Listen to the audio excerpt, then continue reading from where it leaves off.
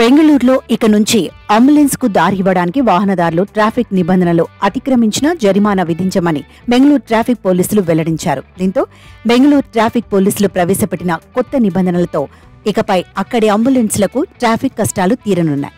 అంబులెన్స్లకు దారి ఇచ్చే సందర్భంలో ట్రాఫిక్ సిగ్నల్ కెమెరాల ద్వారా జరిమానాలు జారీ చేస్తే ప్రయాణికులు ఇన్ఫ్రాంటీ రోడ్లోని ట్రాఫిక్ మేనేజ్మెంట్ సెంటర్ను సంప్రదించాలని సూచించారు. కర్ణాటక స్టేట్ పోలీస్ యాప్ ద్వారా కూడా అధికారులను సంప్రదించవచ్చని తెలిపారు. ప్రజల ట్రాఫిక్ సమస్యలను పరిష్కరించడానికి, ట్రాఫిక్ నిర్వహణను మెరుగుపరచడానికి ఈ నిర్ణయం తీసుకున్నట్లు joint commissioner of police Anucheth పేర్కొన్నారు.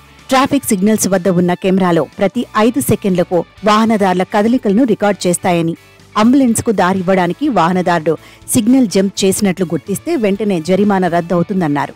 అంతేకాక ట్రాఫిక్ సిగ్నల్స్ అంబులెన్స్లను గుర్తించి తమంతట తాము ఎరుపు రంగు నుంచి ఆకుపచ్చ రంగులోకి మారేలా జియో ఫెన్సింగ్ ను ఏర్పాటు చేశామన్నారు. దాదాపు 80 అంబులెన్స్లకు జీపీఎస్ ను అమర్చినట్టుగా ఆరోగ్య సంక్షేమ శాఖ పేర్కొంది.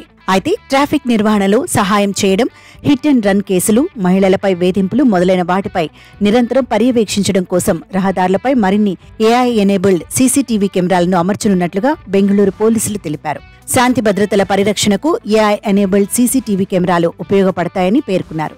సేఫ్ సిటీ ప్రాజెక్టు 3వ దశలో భాగంగా 150 వాచ్ టవర్లు, 8 హై డెఫినేషన్ ఫేస్ రికగ్నిషన్ కెమెరాలను బస్టాప్లు, రైల్వే స్టేషన్లు, విమానాశ్రయాలు, చిన్నస్వామి స్టేడియంలో ఏర్పాటు చేయనున్నట్లు అధికారులు పేర్కొన్నారు.